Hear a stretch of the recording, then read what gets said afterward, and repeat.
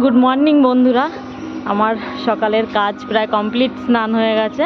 এখন আমি রান্না বসিয়েছি, ভাত প্রায় হয়ে গেছে আর ডাল বসিয়েছি। এখন আমি বানাবো হচ্ছে টক ডাল, তাই একটা আম নিতে আসলাম।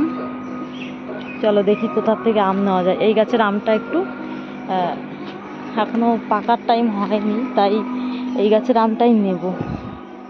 এই দেখো, কিছু আনিনি আম পাড়ার জন্য, দেখি হাত দিয়ে ছেঁড়া যায় কি। হাত দিয়ে কি পারবো?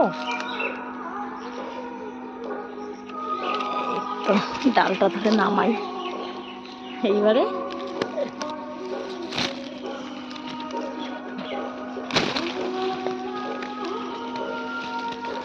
এই আমটাকে ধরেছি।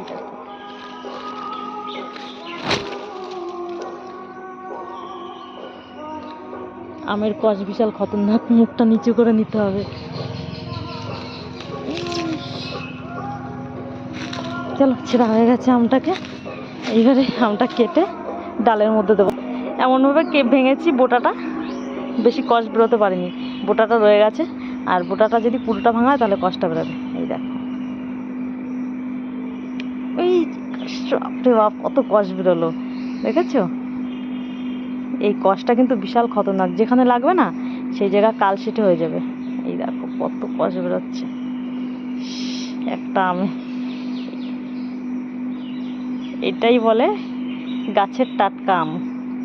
চলো এবারে আমটাকে কেটে ডালের মধ্যে দিয়ে দিই।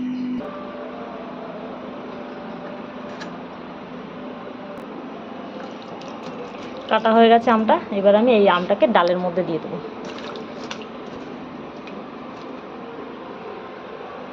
ডাল ফুটে গেছে, আঠিটা ভেবেছিলাম দেবো না, তাও দিয়ে দিলাম, থাক, বেশি ঘাটাবো না, ভালো টক হবে। আর এইদিকে আমার ভাতও হয়ে গেছে, ভাত ফুটে গেছে, ভাতটাকে নামাতে হবে। ভাতটা উপর দিয়ে দেবো, ব্যাস, তারপরে একটু ছাদে যাব। চলো চলো চলে আসলাম ছাদে। আচারের বয়ামটা একটু রোদে দিয়ে দিই। এই দেখো, কাচের বয়াম তো, একটু সাবধানে রাখতে হবে। এই একটা, আর এখানে এই একটা, এই দুটো আচারের বয়াম। এটা হচ্ছে মিষ্টি আচার, এটা, আর এটা হচ্ছে ঝাল আচার, এটা মিষ্টি আচার। দেখো আমগুলো, আচ্ছা একটু নাড়িয়ে চাড়িয়ে দিই।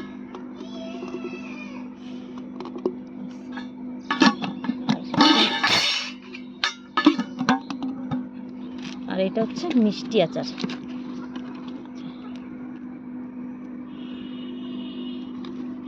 হালকা করা থাক। আমার প্রায় কাজকর্ম রেডি হয়ে গেছে। এখন আমি রেডি হব ডিউটি যাওয়ার জন্য, টিফিন গুছাবো, তারপরে রেডি হব। আর